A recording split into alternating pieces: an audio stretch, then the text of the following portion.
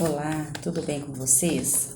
Hoje nós vamos falar um pouco sobre a industrialização, imperialismo e a resistência, a segunda fase da Revolução Industrial.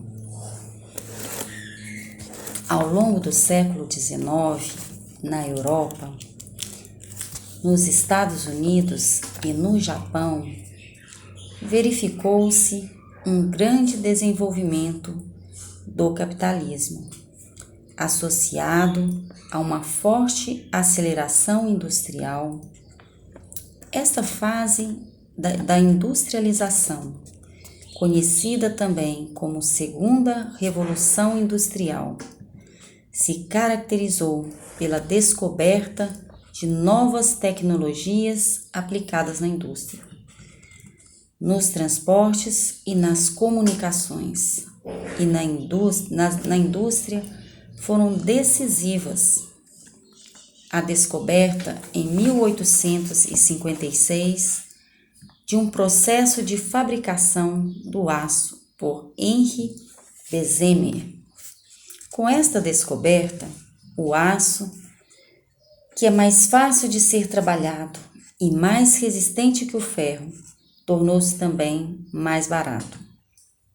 Por isto, passou a ser amplamente usado na indústria de armas, na construção civil e na fabricação de máquinas. A invenção do dínamo em 1870, um gerador de eletricidade que permite a transmissão de corrente elétrica a longas distâncias, a partir de usinas elétricas. A energia elétrica se utilizava da água e por isso era relativamente barata, o que permitiu o seu uso em indústrias e residências. A invenção da lâmpada elétrica em 1879 por Thomas Alva Edison, ela foi decisiva para o processo, para o uso residencial da eletricidade.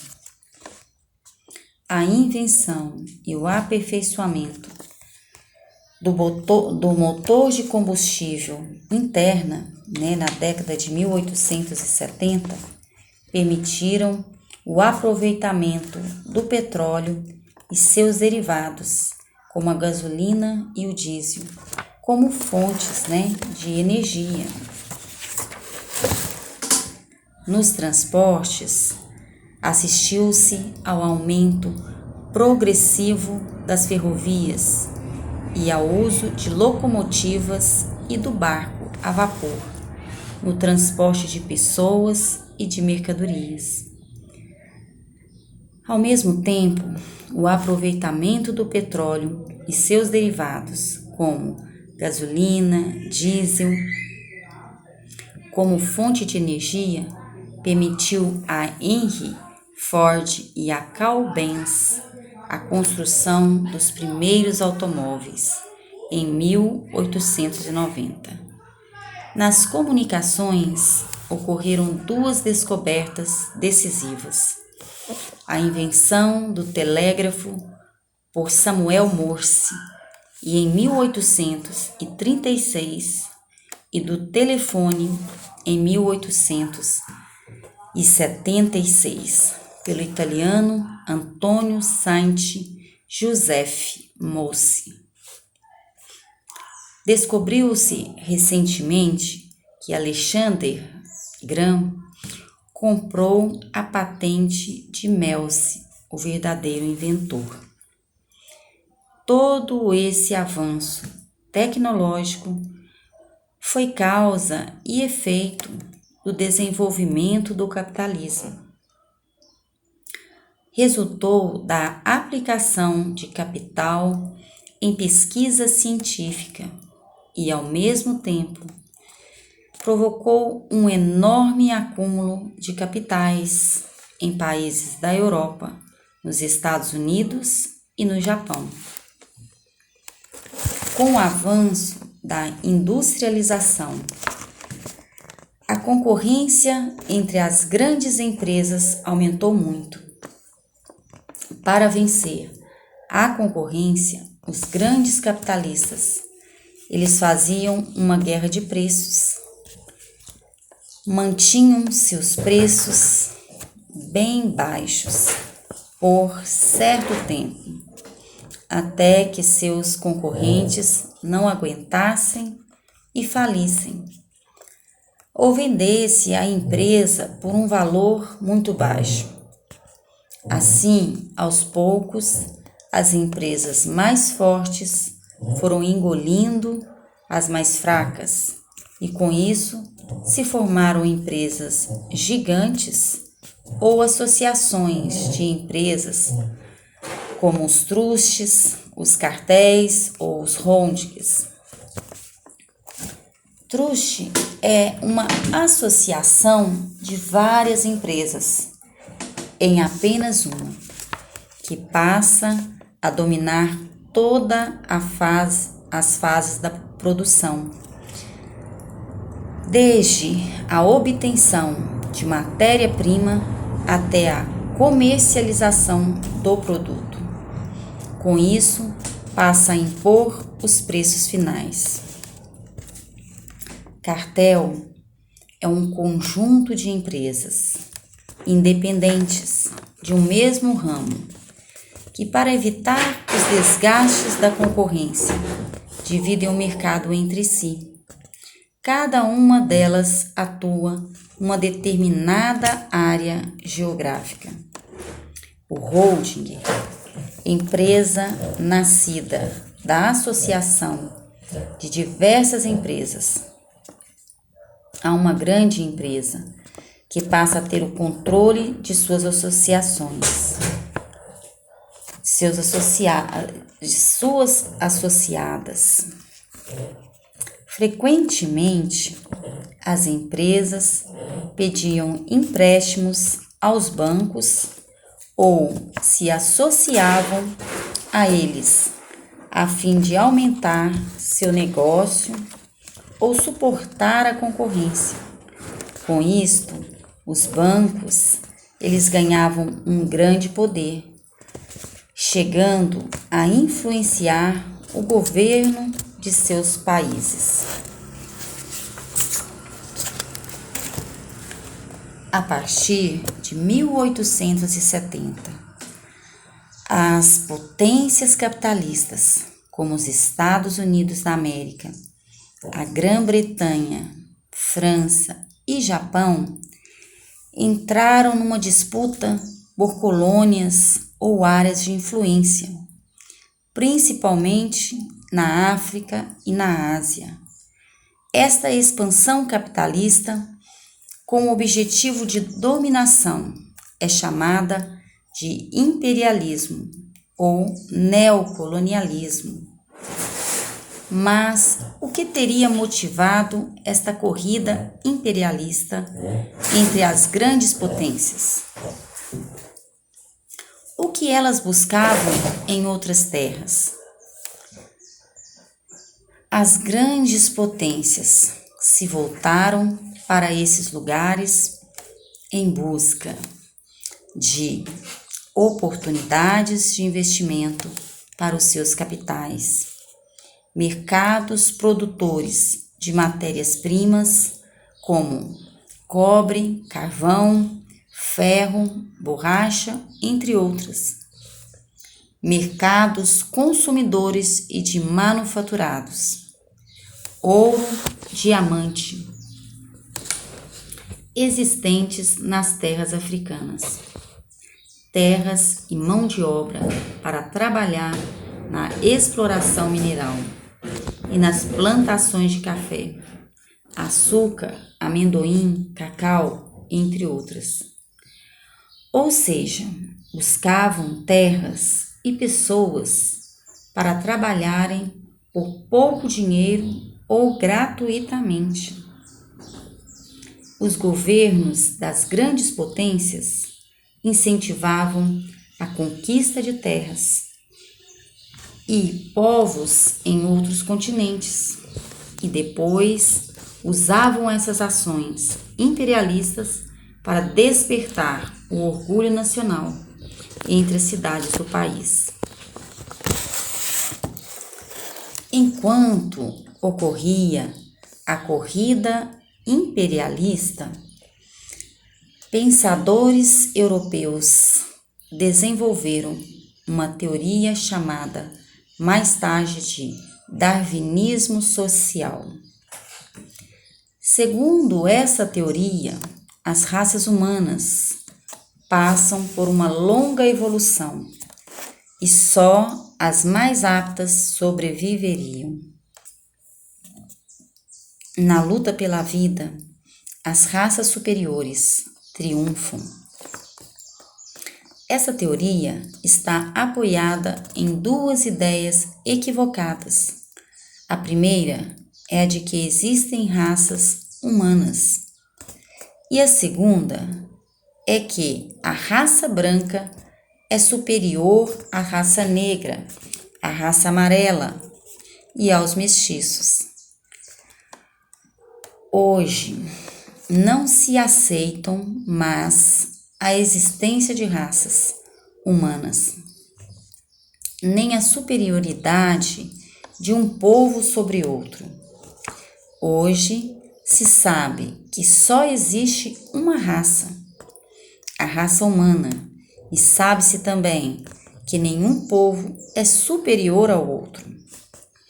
No século XIX, porém, o darwinismo social foi considerado científico e serviu para justificar a dominação imperialista.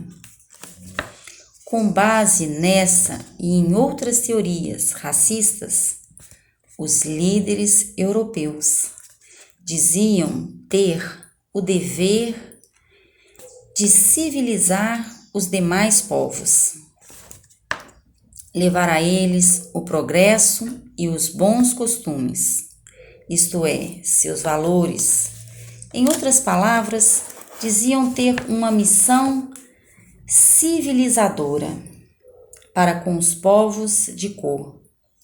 Essa missão, segundo eles, era o fardo do homem branco.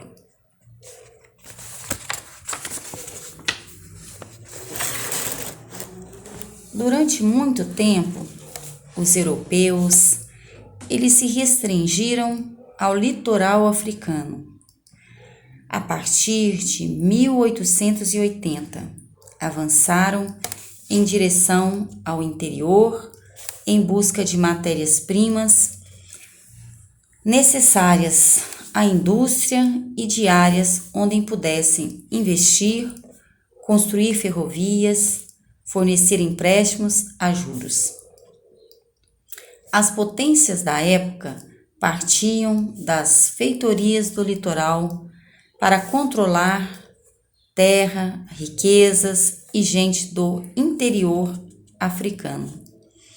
Por meio de ataques e da pressão diplomática, as terras conquistadas eram transformadas em colônias, protetorados, domínios ou áreas de influência.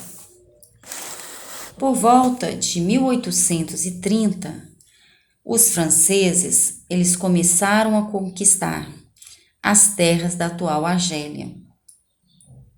Pouco tempo depois, assumiram o governo, tomaram terras dos nativos e obrigaram-nos a trabalhar e obrigaram a que trabalhasse para eles nas culturas de oliveira, de vinha, do trigo, da aveia, de frutas, destinadas à exportação. Isto desorganizava os modos de produção e sobrevivência das comunidades africanas. Além disso, a opressão francesa na Argélia se fez também através de leis que o Congresso argelino era praticamente obrigado a aprovar. Exemplo disto é a Lei de 1908.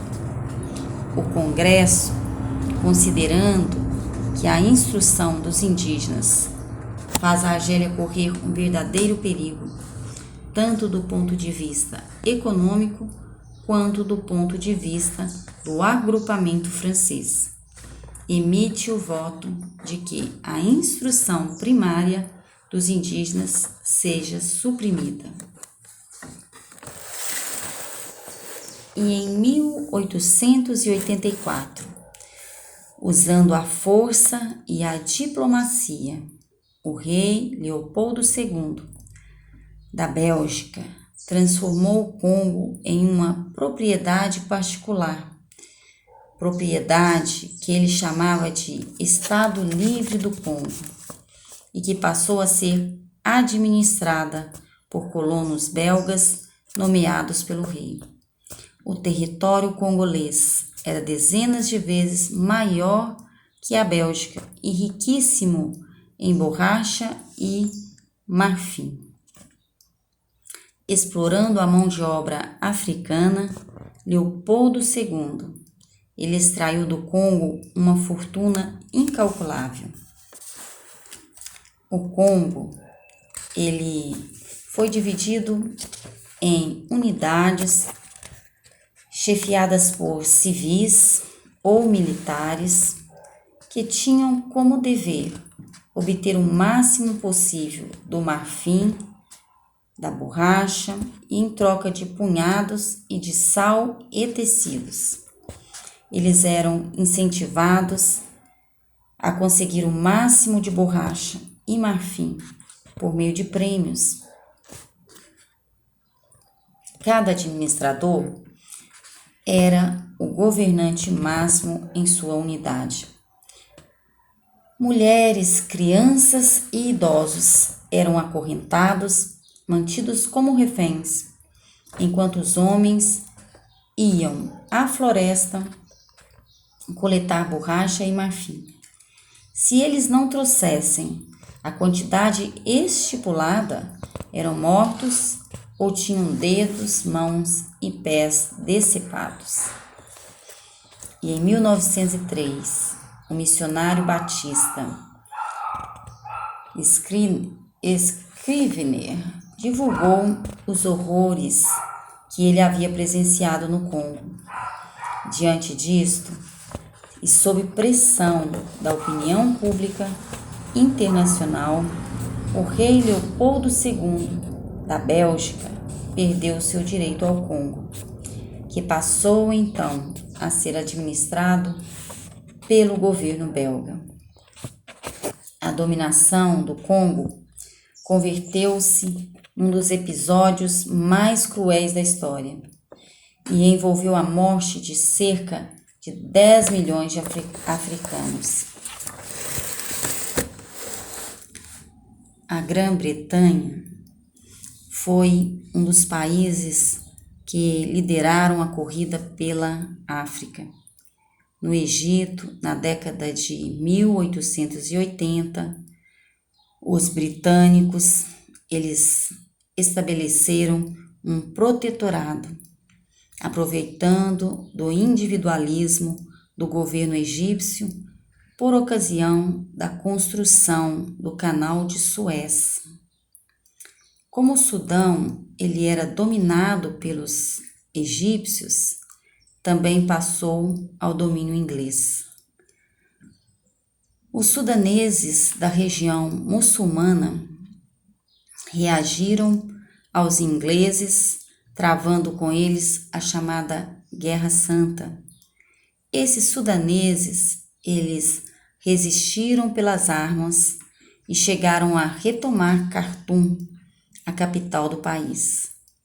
Depois foram derrotados graças à superioridade bélica dos britânicos. Além do Egito e do Sudão, a Inglaterra, ela se apossou ainda de Uganda, da África Oriental, atual Quênia, e da Rodésia, atual Zimbábue, e assim chamada em homenagem ao explorador inglês Cecil Rhodes. e entre os séculos XV e XVIII. Com exceção do norte, a presença dos europeus na África se restringiu ao litoral do continente. Lá, eles fundaram estabelecimentos permanentes em pontos estratégicos, como Costa do Ouro, Benin e Angola, para fazer comércio com os africanos. A partir do século XIX, no entanto, os europeus já não queriam apenas comercializar sua ambição. Sua ambição era conquistar as ricas terras africanas e submeter os seus povos. Mas os africanos, eles reagiram e dominaram Europa de diversas formas, inclusive por meio de revoltas.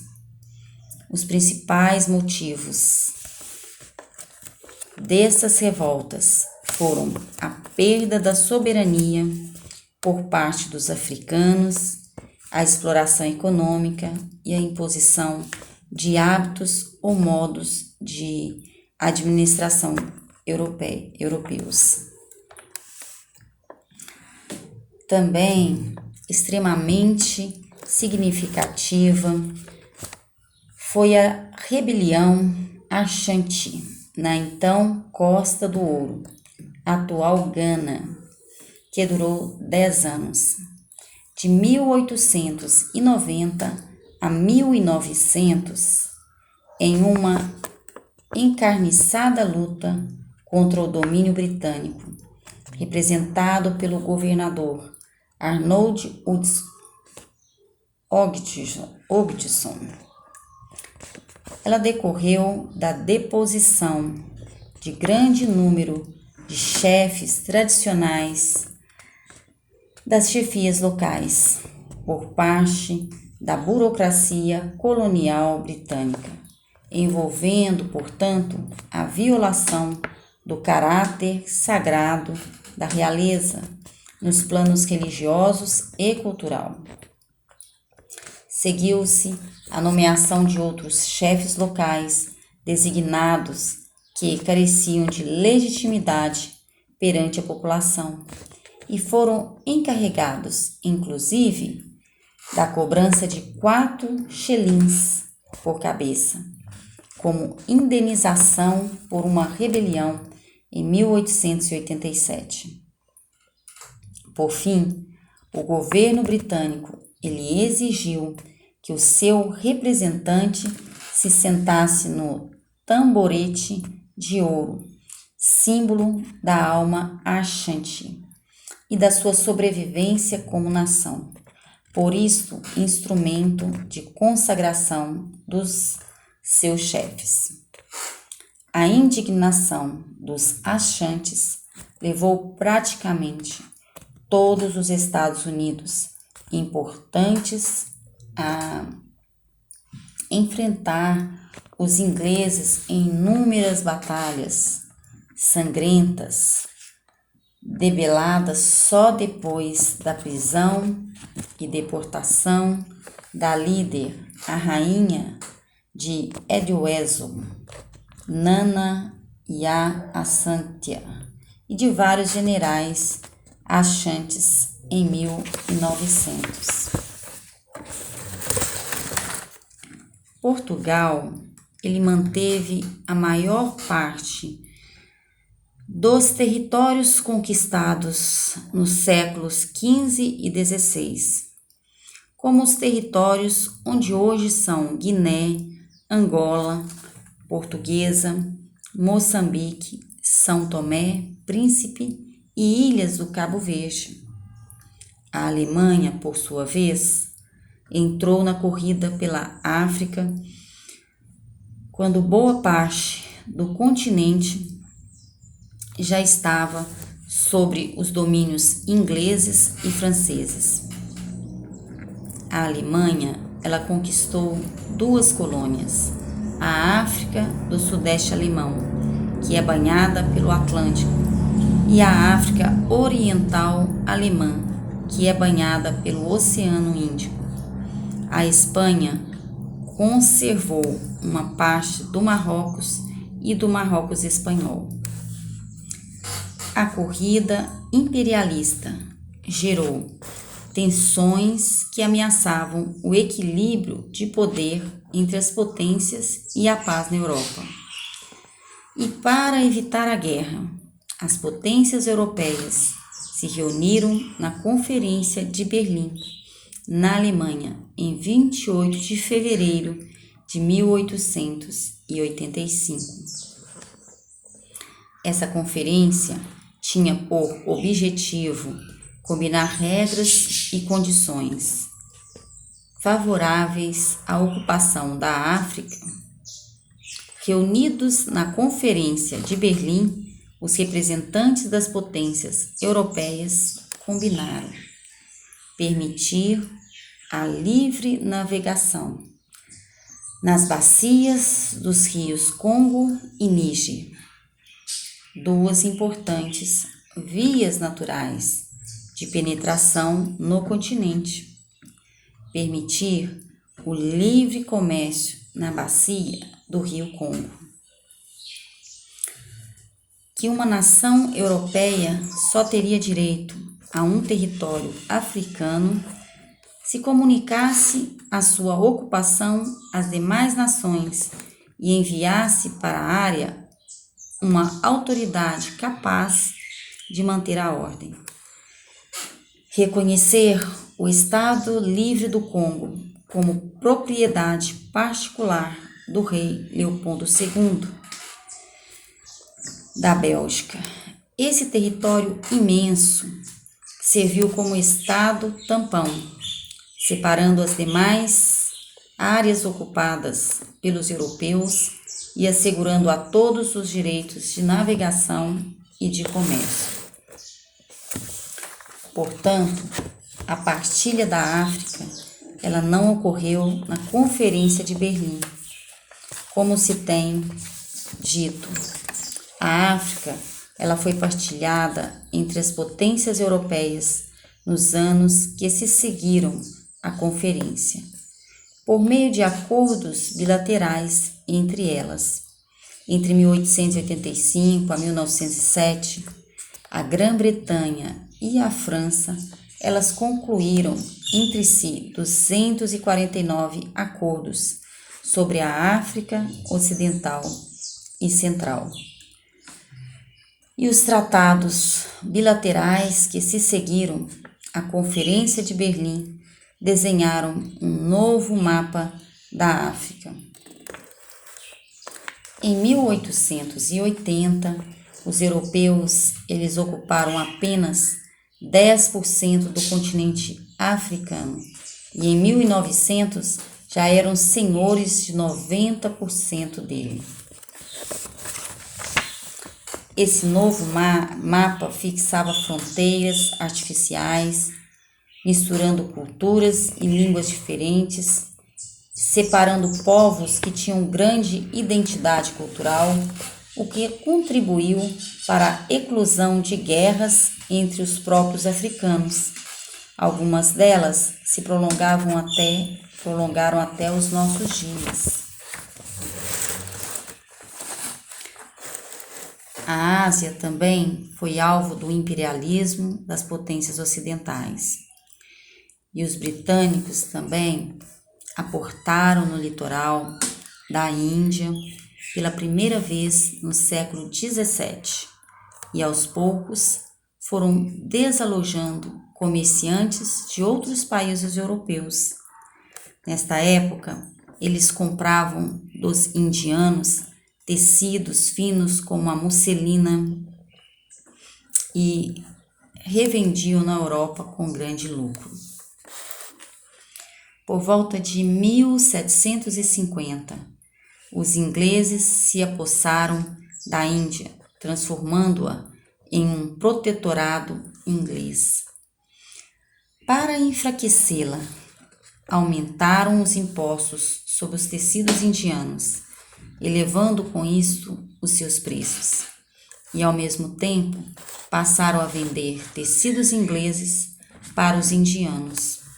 Consequentemente, a maioria das tecelagens indianas faliu e a Índia, antes grande exportadora de tecidos, passou a comprá-los da Inglaterra. Além disso, a Índia passou a produzir grandes quantidades de algodão para as fábricas inglesas de tecidos, propiciando lucros enormes para a coroa britânica. Os abusos das autoridades inglesas na Índia, o empobrecimento do povo e as sucessivas crises de fome no país causaram grande insatisfação entre os indianos. Uma das manifestações da resistência hindu ao domínio britânico foi a revolta dos cipaios, em 1857. Os ingleses, no entanto, fizeram uso de metralhadoras e canhões e esmagaram a revolta. A Inglaterra, ela aproveitou a oportunidade para assumir diretamente o governo da Índia e nomeou um vice-rei para governá-la. Anos depois, a Rainha Vitória da Inglaterra foi proclamada imperatriz da Índia. Os lucros obtidos na Índia permitiram aos ingleses a construção de um amplo sistema ferroviário e de comunicação no país, e o envio de milhões de libras para a Inglaterra, que usou parte do dinheiro para conquistar a Birmânia, a Nova Zelândia, a Áustria e parte da China, ampliando assim o seu império. Quando o europeu Marco Polo chegou à China, no século XIII, o Império Chinês, ele era praticamente autossuficiente, não se interessando pelos produtos do Ocidente. Já os comerciantes europeus, eles tinham enorme interesse na seda, no chá, nas porcelanas da China, produtos vendidos por altos preços na Europa. Assim, entre os séculos XIII e os séculos XVIII, o comércio entre os europeus e os chineses foi sempre favorável aos chineses, né? E por volta de 1820, a situação se inverteu. A balança comercial tornou-se pela primeira vez favorável aos europeus. É que os britânicos descobriram o ópio, uma droga que provocava forte dependência e passava a vendê-lo na China. O ópio era trazido das plantações inglesas na Índia e, embora fosse proibido na China, era vendido naquele país pelos traficantes ingleses em quantidades cada vez maiores. O ópio, ele afetava a saúde do povo chinês, além de fazer muitas pessoas perderem tudo, o que tinha para poder comprar a droga. Lin Zexu, braço direito do imperador Daogang da dinastia Manchu, escreveu uma carta à Rainha Vitória, implorando-lhe que não permitisse um comércio tão prejudicial ao povo chinês. A rainha nada respondeu. Os chineses resolveram agir. Confiscaram e lançaram ao mar quase 1.400 toneladas de ópio bruto. trazidas por navios ingleses até o porto de Cantão. A resposta britânica foi a guerra, alegando prejuízos à propriedade privada. O governo da Rainha Vitória mandou bombardear várias cidades chinesas. Foi a Guerra do Ópio. Isso ocorreu em 1839 a 1842, que terminou com a vitória dos ingleses. A Grã-Bretanha se aproveitou da vitória na guerra para obter vantagens por meio do Tratado de Nanquim, assinado em 1842, e um dos mais importantes da história da China. Ele estabelecia a abertura de 5 portos na China, para que os mercadores ingleses pudessem comercializar livremente. O pagamento aos ingleses de uma indenização de 21 milhões de dólares pela perda do ópio jogado ao mar e pelos prejuízos causados pela guerra. O controle de Hong Kong pelos ingleses. O direito de os britânicos serem julgados por suas próprias leis, caso cometessem crime em território chinês. Pouco tempo depois, os estadunidenses, os franceses e russos também obtiveram dos chineses direitos comerciais e privilégios semelhantes. Assim, à força, os portos da China foram sendo abertos às potências ocidentais.